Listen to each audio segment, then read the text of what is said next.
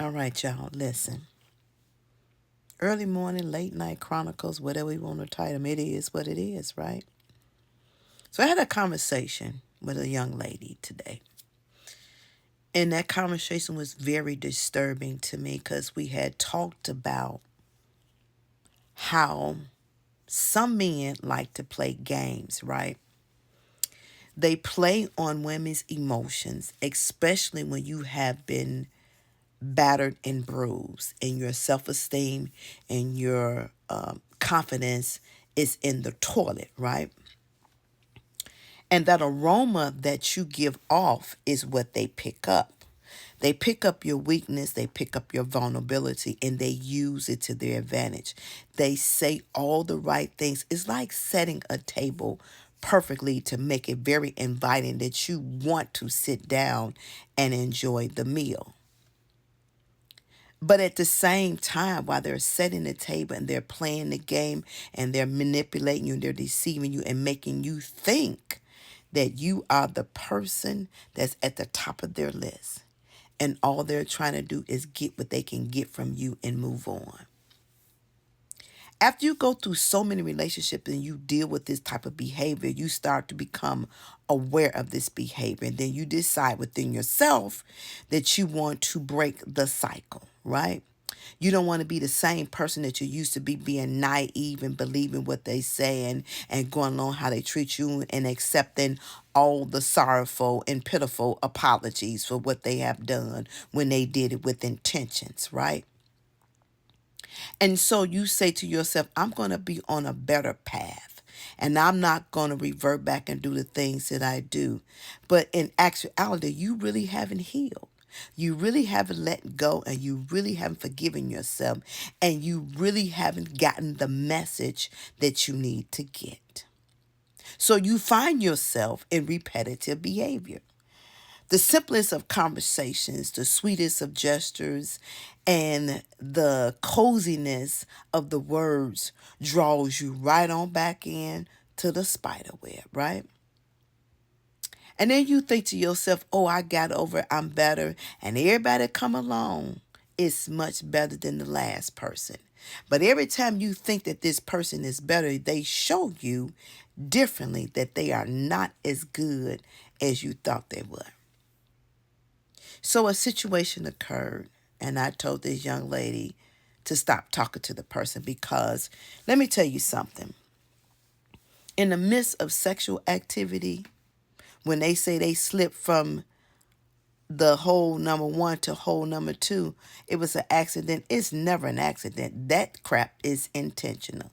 And usually they do that to see if you're going to go along with it and be okay. See, this is grown folks conversation, and ain't no sense of sugarcoating because we're adults, right? Right.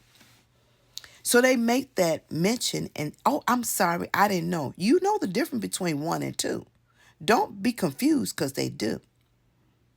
And so this is the test, right? To see if you're going to be okay with it, see if you're going to let it continue and go further. That's the test. So then you say no. Okay, we're not doing that, so they okay. But they got an attitude at the same time because they really wanted you to comply and go along with it, and you gave an adamant no. Now, the response towards you is not nice. They're very negative and nasty, mean and cruel, which hurts your feelings, right? So now when people hurt your feelings, it takes you back to a place where you just came from. All those are your triggers, right?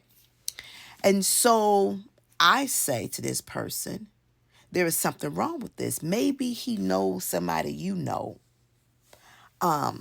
There is some connection somewhere. So you should stop talking to him, stop fooling with him, right? But neither here nor there, you decide to continue to talk to the person and you decide to go ahead and see this person again. Now, somebody else you know end up coming to the door while you're visiting this person. And that person knows you as well. Not only do they know you, but they know your history. Now they're asking this other person, are y'all talking? Are y'all doing the do? And the other person conveniently said yes. Now, when somebody cares about you, they don't conveniently volunteer certain information. they keep it to themselves. That's called keeping your business to yourself.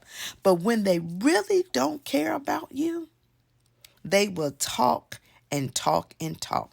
And then when that's your time to get up, escape, and go. No woman should sit in the midst of a conversation when it's finna turn left or it's finna turn nasty or be derogatory towards you. That is your opportunity to move and excuse yourself and go back where you came from. It's funny that you would sit in the midst of this conversation, because I'm not going to sit nowhere and let nobody disrespect me, right? So now the conversation is taking place and they're calling the female out of her name, right? She has a name that her parents has given that she was born with, but she's no longer a woman. She's no longer a good lay. She's not even a good potential to be nothing else, but she's just a good FUCK. That's it. And then you call her HOE. That's it. That's all she's good for. You don't know her history. You don't know what she did. So how far have you all went? Well, she let me do this, but then she wouldn't let me do that. What? She didn't tell you she let everybody else do it. Do we understand, ladies? The no means no. Simple as that. You don't have to comply. If anything makes you uncomfortable, you don't have to comply. Hear me when I'm saying. But what you have to do is understand that the game is still the game. And the man is going to play it to the best of his ability till he checkmates you. And then you end up being in a situation where you allow yourself to feel like crap from the conversation and the way they make you feel. Stay out of those arenas, and you don't have to worry about allowing anybody to make you feel a certain type of way. To thine own self be true. If we would learn how to love ourselves truly and deeply, a lot of stuff that we accept, we would no longer accept. See, letting people play in your cookie jar is easy. But the results after they play in your cookie jar and who they talk to and who they have other conversation with is what makes the world of difference. Now they don't no longer look at you as a woman. They look at you as a piece of meat. Somebody they can lay with whenever they feel like. See, some of us think we know it all and we don't have a clue. But it's time for you to wake up. It's time for you to wake up and smell a coffee and stop being used. You deserve so much better, but you got to know that for yourself. Think about it.